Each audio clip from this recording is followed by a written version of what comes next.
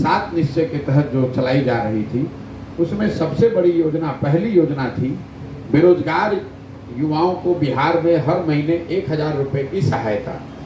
ये तय किया गया था कि बिहार में 18 से 35 साल के हर व्यक्ति को, हर युवा को, जब तक उसको नौकरी नहीं मिले सरकार प्रति माह 1000 रुपये देगी। इसकी घोषणा 2015 में की गई थी। इस योजना को न शुरू किया गया, न इसका लाभ किसी एक व्यक्ति को भी आज तक मिला है।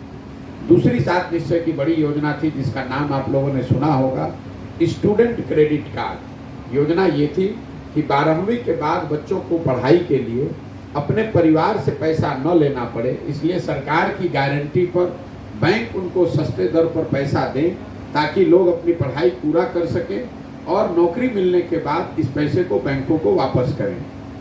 योजना बनाते समय चूंकि मैं वहाँ था, उससे जुड़ा हुआ था, तो हम लोगों का अनुमान था कि हर साल बिहार में करीब 1,25,00,000 बच्चों को इसका लाभ मिलना चाहिए। सरकारी आंकड़ा ये बता रहा है, बिहार सरकार का अपना दावा है कि पिछले 9 वर्ष में सिर्फ 8-9 लाख लोगों को ही इसकी सहायता इससे मिली है और इस योजना को भी करीब करीब ठंडे बस्ते में डाल दिया गया है। तीसरी जो बड़ी योजना है जिसकी चर्चा हर गांव देहात में हो रही है, आप लोग भी बात करते हैं, वो है नल जल योजना। 2014-15 में जब मैं यहाँ आया था तो 3% घरों में ही सिर्फ नल से पानी पहुँचता था, और जब गाँव में हम लोग गए तो हम लोगों ने देखा कि सरकारी चापाकल वही गढ़ता है जो सामाजिक तौर पर मजबूत या आर्थिक रूप से सुदृढ़ लोग हैं। इसलिए ये योजना मैंने बनवाई थी कि हर घर में जल पानी जो है वो नल से पहुंचना चाहिए। उस समय का अनुमान था कि 25,000 करोड़ रुपया अगर खर्च किया जाए 5 वर्ष में तो बिहार के हर घर में नल से पानी पहुंच जाएगा। योजना शुरू हुई, उसको इम्प्लीमेंट भी किया गया है। सरकार का दावा है कि 2/3 घरों में नल से पानी पहुंच रहा है। जमीनी हकीकत यह है कि 2/3 नल जल योजना काम नहीं कर रही है। इसकी वजह यह है कि योजना बनाते समय तकनीकी और क्वालिटी एस्पेक्ट्स पर ध्यान नहीं रखा गया, जमकर लूट हुआ। नतीजा ये हुआ कि ज़्यादातर योजना ठीक से बनी नहीं, या बनी तो बनकर चली नहीं, उसके रख रखाव की कोई व्यवस्था है नहीं। अभी हाल फिलहाल में सरकार ने रख रखाव को फिर शायद PHED को सौंपा है, उससे भी कोई फर्क नहीं आया है।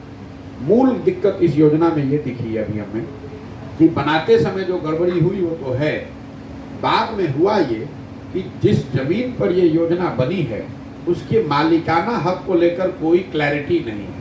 योजना बनाते समय जो वार्ड सदस्य थे उन्होंने या तो अपनी जमीन पर इस योजना को बनवाया या फिर अपने दोस्त मित्र के जमीन पर बना दिया। लोगों को ऐसा लगा कि जिसके जमीन पर ये योजना बनेगी उसको हर महीने सरकारी नौकरी के तहत कुछ पैसा मिलेगा। अब ज़्यादातर वार्ड सदस्य चुनाव हार गए। अब नतीजा ये हुआ कि उनको अपनी जमीन पर जो योजना बनी हुई है उसका हैंडओवर, मालिकाना हक नए वार्ड सदस्य जो जीत कर आए हैं उनको मिल ही नहीं रहा है। जिस किसी के जमीन पर ये योजना बनी हुई है वो कह रहा है कि भाई जमीन हमारी है तो इस पर हक हमारा है। कई जगहों पर तो हम लोग देख रहे हैं कि जिनके जमीन पर ये योजना बनी हुई है वो बाज़ाब्ता पानी का व्यापार कारोबार कर रहे हैं। शादी में, मरनी हरनी में कहीं अगर जरूरत पड़ जाए तो पंप चलाकर पानी का लोग पानी बेच रहे हैं। इसके साथ जो चौथी बड़ी योजना है, जिसकी सबसे बड़ी योजना थी आर्थिक नजरिए से, वो है नालियों गलियों के पक्कीकरण की योजना। 7 निश्चय में यह अनुमान किया गया था 2015 में कि बिहार के हर घर के से जो नाली निकलती है उसका पक्कीकरण किया जाए। उस नाली को गांव में एक बड़े नाले के द्वारा जोड़ा जाए और उस बड़े नाले से पानी को निकालकर उसका निस्तारण किया जाए। इस पूरे काम को करने में अनुमान था कि 80,000 करोड़ रुपया खर्च किया जाएगा, हर वर्ष 16,000 करोड़ रुपया। जब मैं गांव में चल रहा हूं तो मैंने जो देखा कि घरों के नालियों के पक्कीकरण की तो कोई परिकल्पना ही जमीन पर नहीं है।